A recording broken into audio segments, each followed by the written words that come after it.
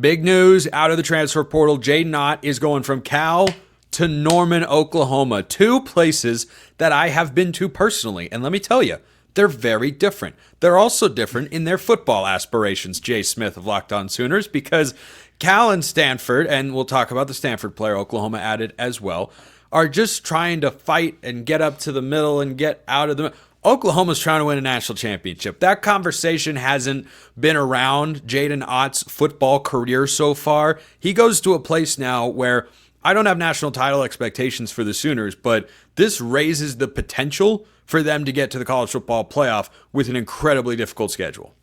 Yeah, it's a legitimate conversation now. Like, you can't now discount Oklahoma whatsoever when it comes to any type of national discourse around potentially making the playoffs or even making a push for a national championship. Think about it this way, Spencer.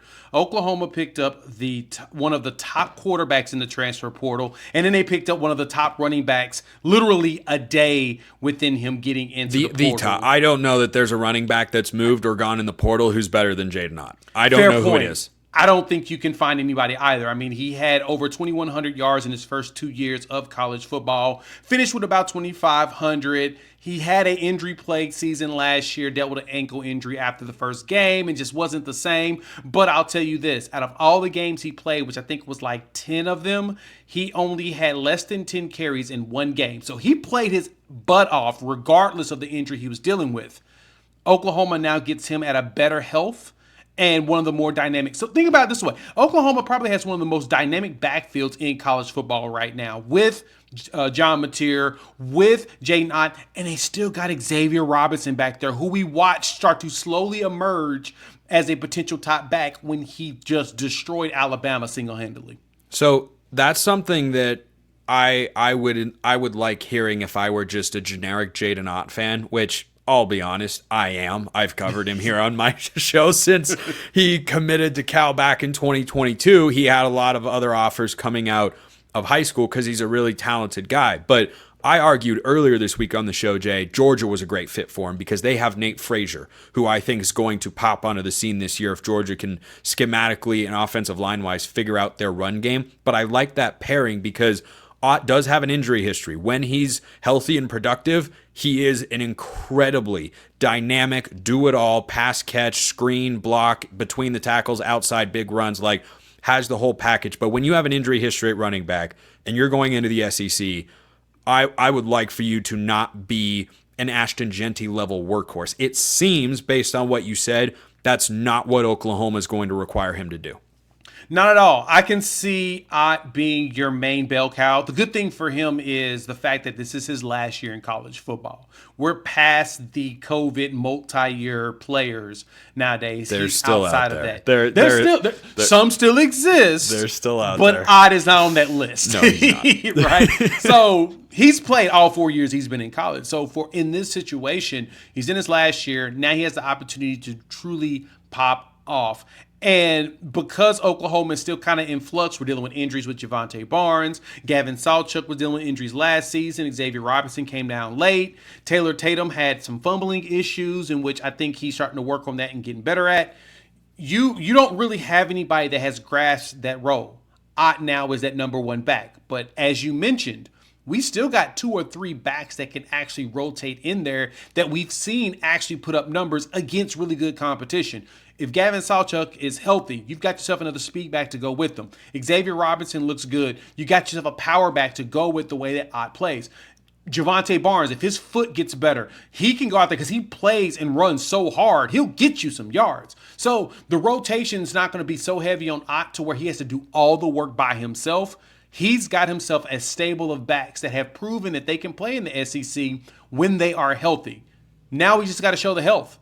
And then you got John Mateer, who rushed for 800 yards last season. So talk to me. Who wouldn't want a backfield like that when you have a quarterback that's mobile as well as really good at throwing, along with a few running backs that have shown that they can play in the SEC? Well, the other thing that I like about this addition with regards to Mateer is now he doesn't have to run as much. Last year at Washington State, you know, the Cougars in their last couple of years under Jake Dickert struggled to develop a running game. I think part of that was personnel-based and part of that was scheme-based. You put those two things together where you didn't have a bunch of elite offensive linemen. You had solid but not elite running backs, and you were running an air raid system. Yeah, you're not going to run the ball at an incredibly high clip the way a Boise State did, the way a Notre Dame did last year, for instance, or Penn State as well. Ohio State could run the ball really well. Like, they just weren't in that sort of mold. And so I think there was a necessity element to Mateer running so much. I don't want in the SEC where you like this is a significant level up for John Mateer, and it's the biggest question really with regards to him succeeding in Oklahoma. Can he adapt to the SEC? Part of that is he going to be able to stay on the field? And I know that question got asked to Jayden Daniels. He went to LSU and thrived, ran for over 1,000 yards. Okay, that's best case scenario. However, Washington State was playing a Mountain West adjacent schedule last year.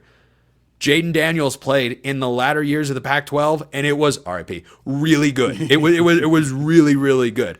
But I like having multiple options back there because I think for Ben Arbuckle at OC, he can now be. He has the ability to showcase that he's a more balanced offensive coordinator, and it's not just a throwing the football sort of guy, that he can coordinate an entire offense.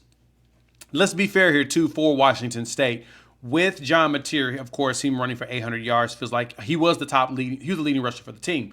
But right behind him was Wayshawn Parker at 735 yards. But the thing was that he was a true freshman. So you had a true freshman trying to take the load on top of a quarterback who's been in the system for 2 years. So you're 100% right. You want to show some balance, but that's the good thing about bringing in an Ott with this running back room. We've seen what Xavier Robinson can do. So we know that he legitimately can go out there. He can probably be your bell cow because he's built for an SEC. He's built at 6'1", probably 235 pounds now. So he's built to be the big back that can run in the SEC. Ott comes in because of his skill set. He's now going to be able to dance, and the offensive line, it just got better too. So you just picked up a Jake McCullough, the offensive lineman. He was a center as well as left guard for Stanford. And so for Oklahoma, the big thing for them was health on the offensive line and health at wide receiver was the detriment to the team last season. We went through 11 different offensive configurations in 12 games. And it was mainly because, actually 12 and 13, it was mainly because of a lot of injuries that happened just at random times. Some of your key veterans all went down, so you played a bunch of young dudes who, quite frankly, was just trying to figure out how to play the game. The worst thing you could do to yourself is to start a bunch of young players in the SEC and think that that's going to work very well. Well, the good thing for Oklahoma is most of those veterans are back healthy, but now you have a year of experience with the guys behind them who understand how to be ready for this. They all put on weight. All offensive linemen but one is over 300 pounds, and they all still have the agility you need to survive in the SEC. So we saw them push around Alabama because you saw they got better as the season progressed. That is what we're expecting out of them now. They've progressed. They're going to continue to progress. But Jake McCullough gives you an experienced offensive lineman, a center in the interior, because Troy Everett is that dude. He has shown that he can play. The minute he got back, he played every single game for the rest of the season for the Sooners, which is critical. McCullough comes in. He'll probably immediately be his backup. And when Troy Everett leaves next season, he's literally your starting center. He's built specifically to be that dude at that point. So now Oklahoma's not only adding experience on the line, someone that has over 900 snaps, but they're adding continuity, which is critical if you want to survive in the SEC and continue to thrive. That, to me, is probably the biggest component out of McCullough coming in. And then adding Jadyn Ott, who he's going to come in. He's going to be your running back this season. But then next season, you can hand that bad boy off to Xavier Robinson, as well as a Torrey Blaylock, who's right behind him as a true freshman. You can move on to your next backs and keep the party going.